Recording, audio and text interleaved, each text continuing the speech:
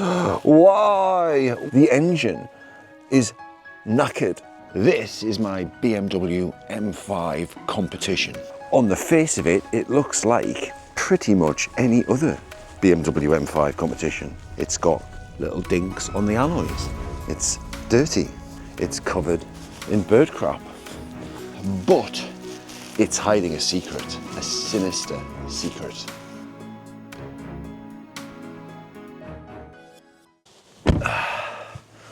That's right.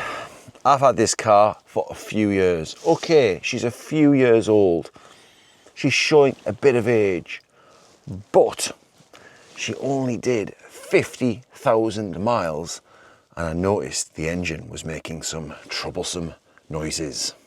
I've looked after this car. It's been serviced on schedule by the authorised dealer, and it's let me down.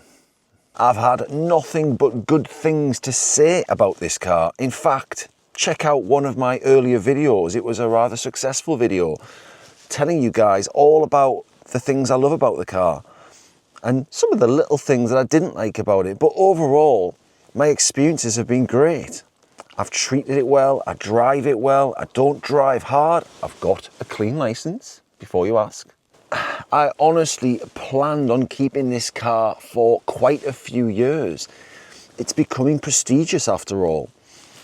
Mrs. Seasons drives a BMW just there. We're a BMW family. And I wanted to create this video as kind of an educational piece for those of you who have cars, not just BMWs, but just cars in general, and don't want to go through what I've been through. So keep watching. I'm going to tell you the quick story of what happened to my BMW M5, my beloved BMW M5. And it was quite traumatic. It was exceptionally traumatic. In fact, it was horrific.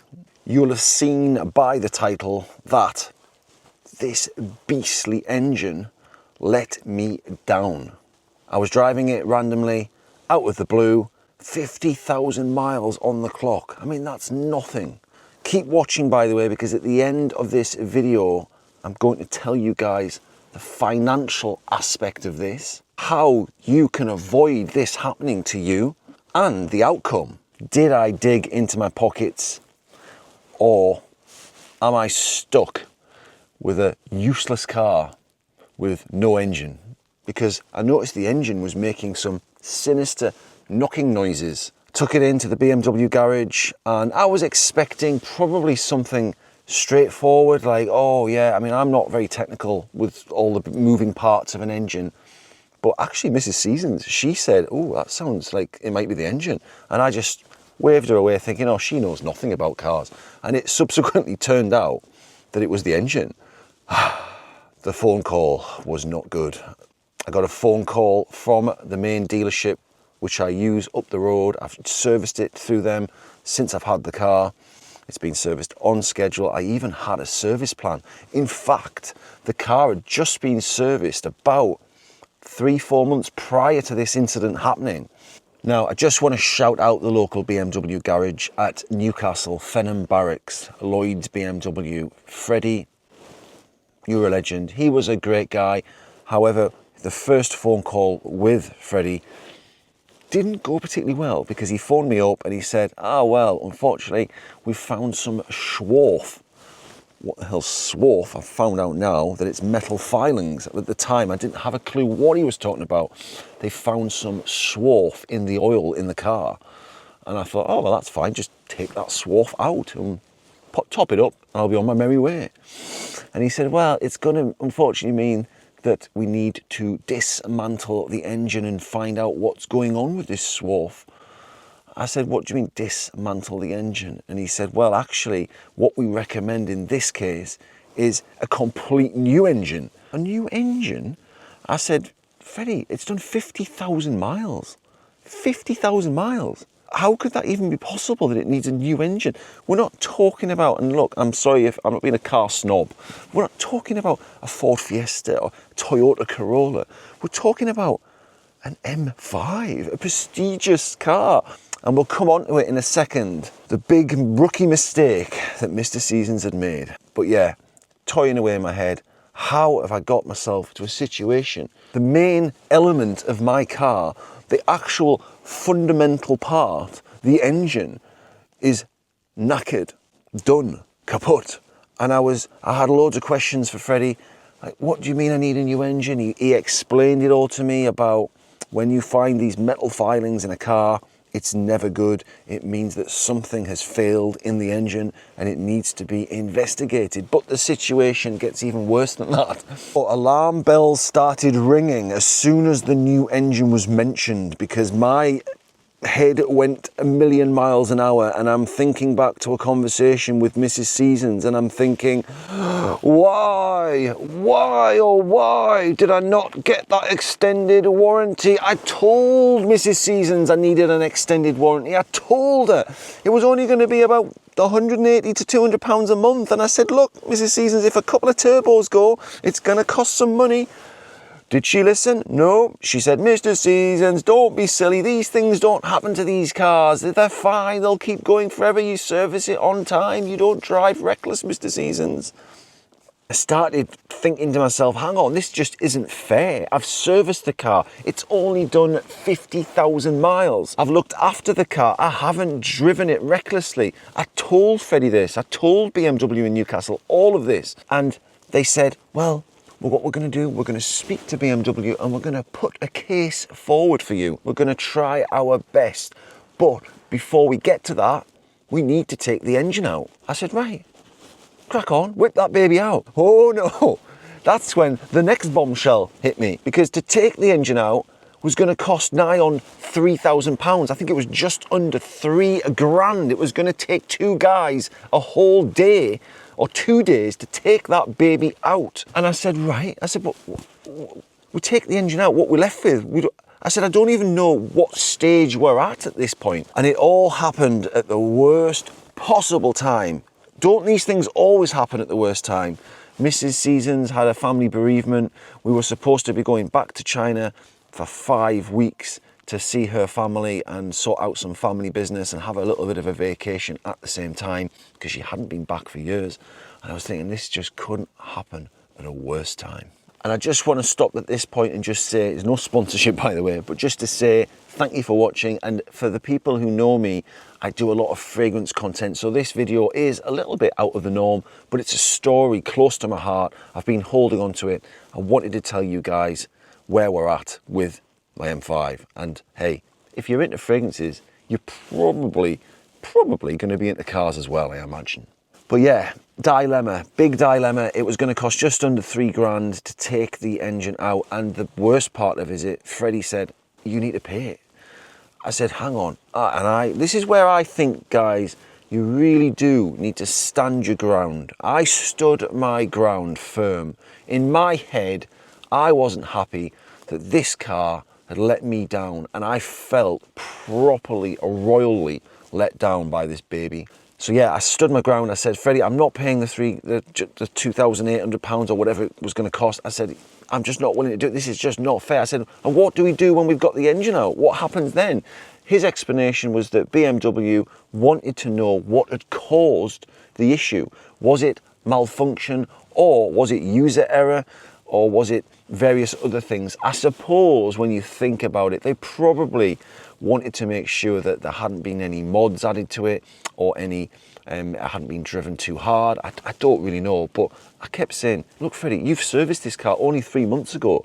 You've looked after this car. You know the average miles per gallon. I had it on the computer, 21.8, I think it was. I mean, that's not bad for an M5, to be fair. So yeah, I felt like I was putting up a huge fight. A fight of my life, really, because I didn't have a clue at this point what a new engine entailed, how much it was going to cost, and we'll come to that. I had no idea what was wrong with the engine. My brain, being a bit of a worrier, stress head, started to think, what happens if they find something that's got nothing to do with me and they start blaming me for this? I'm going to be left with a car that's utterly useless. Have I been left with a car that's utterly useless? We're going to come to that as well. So thankfully, a little bit of a ray of light came when Freddie said that he'd spoke to BMW, he'd heard back, and they were willing to pay for the engine to be removed. Now that sounds great. However, when I spoke to him about it in more detail, I said, that's great that they're taking the engine out. They're willing to pay the £2,500 to £3,000 to take the engine out. But what happens after that? He couldn't answer it. He literally could not answer. I pushed and I pushed and I pushed as hard as I could to get some form of clarity. But we were in this awful stalemate, standoff sort of situation where we were playing our cards very carefully. I wanted to get my blooming car fixed and back on the road because at this point I didn't obviously have a car to drive around in. And oh, by the way, I want to say thank you to Freddie for sorting out a courtesy car, because they did eventually sort me out with a courtesy car, and I did a review on it actually. If you check out one of my other videos, it's the 530e, the estate car. That's worth a little watch. Quite a nice car. But yeah, they sorted me out with a courtesy car eventually. I had no choice, guys, but to go ahead with dismantling the engine, because at that point I had a car that was just worth nothing. I mean, what's an M5 worth without an engine?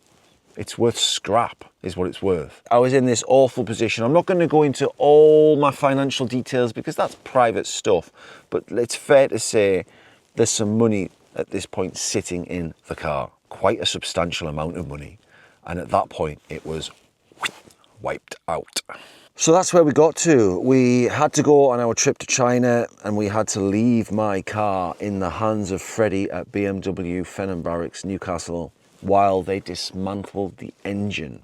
I have to be honest, I tried to put it to the back of my mind, but those 2 or 3 weeks in China weren't as relaxing as I'd hoped, because constantly whirring away in the back of my head was, what mess am I in with my car? What am I going to be left with? What's going to be the news? What are BMW even willing to contribute? And Freddie had said that they would contribute something, but he couldn't say how much. I did a bit of research online, and the news was that generally speaking, it ain't great. BMW might contribute 10%, 20%. I mean, look, at that point, it's a 6-year-old car, nearly 50,000 miles on the clock, which is nothing, but it is out of warranty.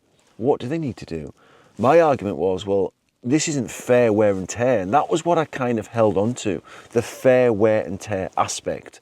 I really put up a fight with that. A car typically of this caliber, of this price, and I'd had this since pretty much new, should do at least 100,000 miles and 10 years. Yeah, sorry, it's getting in my head. 10 years or 100,000 miles. That's kind of fair wear and tear for a car of this caliber.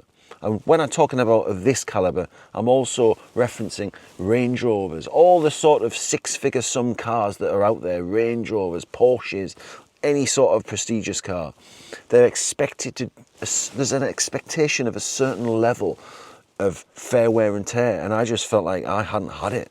And that was the bit that I was really holding on to and clinging for all my might. And in fairness, Freddie was defending that as well. And he said he was putting my case across to BMW. But the whole time I was waiting in China was uncomfortable. It was awful. I was checking my emails. And it was about 2 or 3 weeks in to the 5-week trip that I found out the news. I guess you would say it was good news and bad news. The easiest way is to take the subframe out, so this whole front end just comes out with the engine, and then you take the engine off. That's crazy. Oh my God. Injectors, you've got the sump. People who know about cars, pop in the comments, what is this? So, wow. Obviously it's an engine, that would be a stupid thing to say. Like the big ends, yeah, right at the bottom of the... Right. Oh my God, that is crazy. And on here as well. Oh my Lord.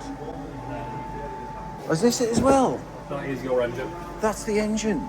Oh my God. You don't realise how many bits there is. Well, show us, where's the bit? So you've got that as well. Oh Christ. That'll be the shell on it. The whole engine. Yeah. This is the bit that went, apparently. What it is, but I don't want to see that thing. Going to be putting it on the technicians. Oh my God. That is crazy. I mean, it looks like it's in good nick. But obviously not. It's got scoring on the crank there. Ah, there. So that's Scoring on the crank. Blimey. got obviously your transfer box, and then you've got your turbos with your manifold. Both the turbos over there. Yeah, right. That's it.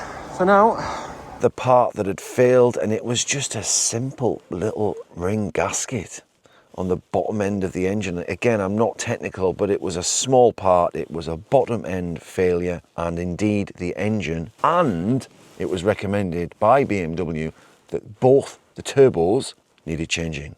It needed a brand new engine, and the cost, I'm going to pop it here right now, for the engine and the turbos and the labour is going to be popped here.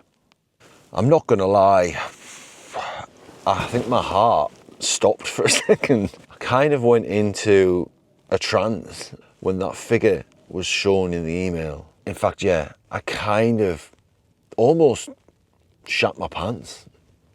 It's the best way to put it. I mean, look, I am not short of a bob or two, but that is a substantial amount of money for anyone, rich, not rich, whatever. You're talking a big sums of money. You could buy a blooming flat here in the northeast with that sum of money.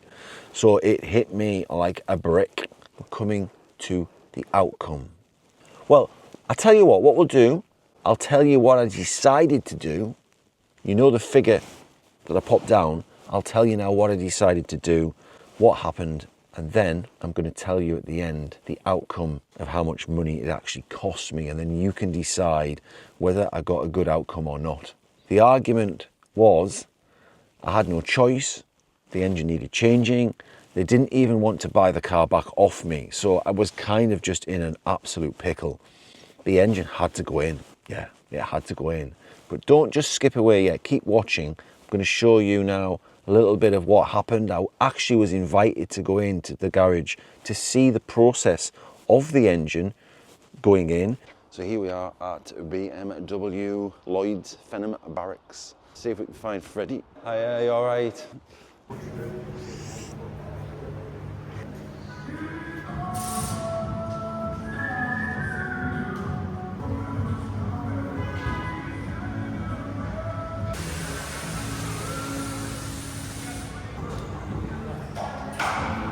It looks like something out of Alien, doesn't it? So this is obviously the new engine here. The turbos, I've been reliably informed, are down here somewhere. All of this is the original stuff. This is all the original ancillary stuff. But I have noticed a couple of things on the car while I've been here, which I'm going to have to get looked at as well, because if I'm spending this kind of money, and obviously keep watching because I'll tell you the costs, but there's this blistering on the car, so I'm going to get them to look at that, because it's plastic, but if that blisters too much, it's going to start peeling off, so I'm going to get that looked at. The brakes are going to be getting all changed, new brakes. But yeah, there's the new engine going in. Next thing, just as I thought, it's going to get hoisted up into the engine bay there. Pop it in the comments if you know what we're looking at. I haven't really got a clue, to be fair. It's all very complicated.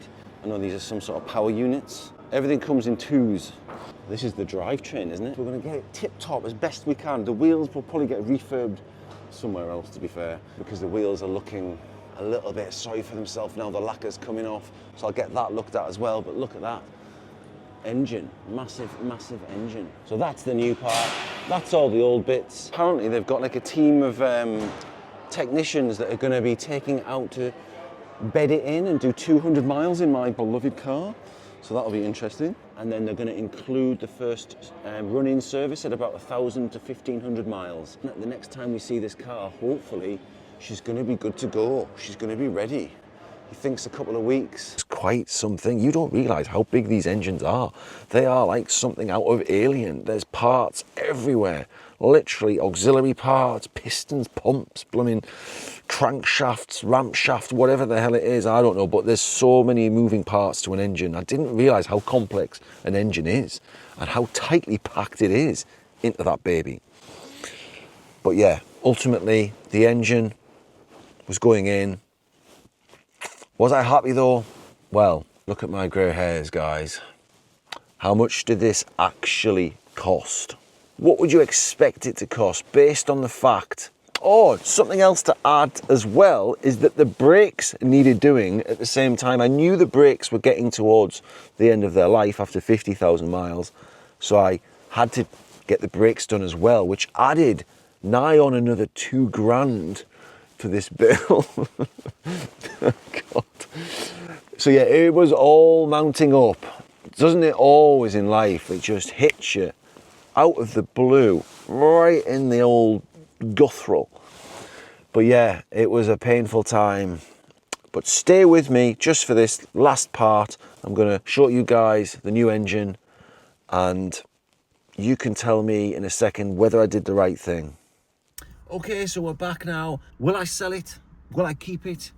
We're gonna go through all the finances. What have BMW UK done to help me and support me? We're picking the car up, guys. We're back at BMW. Look, the engine's on, but don't worry, we're gonna start it again in a second. Oh, it's like being reunited with an old friend.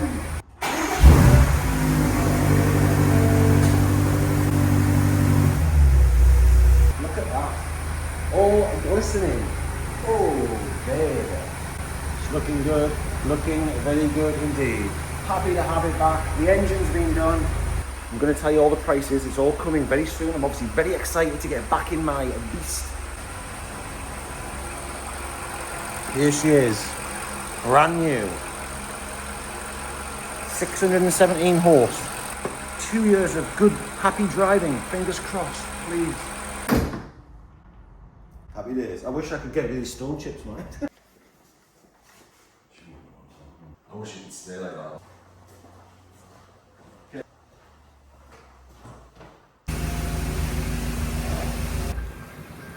There's a lesson to be learned before I show you the final numbers. Make sure you get an extended warranty. If you're keeping any prestigious car of any caliber and you hold on to the value of it and it's got some money sitting in it and it's out of warranty, get an extended warranty.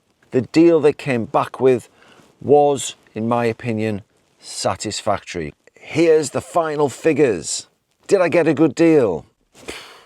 I think I got away with it by the skin of my teeth. Ultimately, they were willing to contribute about £37,000, and I had to part with 11 or so grand of my own money, and I also had to pay the extra just under £2,000 for the brakes. But I mean, the brakes would have had to have been paid for anyway, irrespective of the engine. What I've ended up with now is, in effect, a brand new engine with a 2-year warranty. What they actually really did is give me a retrospective warranty, because the warranty for a car like this would have cost about £250 a month, and the repair bill for the engine, it wouldn't have been covered fully by the warranty, because the warranty company would have only paid up to a certain value. Ultimately, when you work it out for the extra 3 years above the extended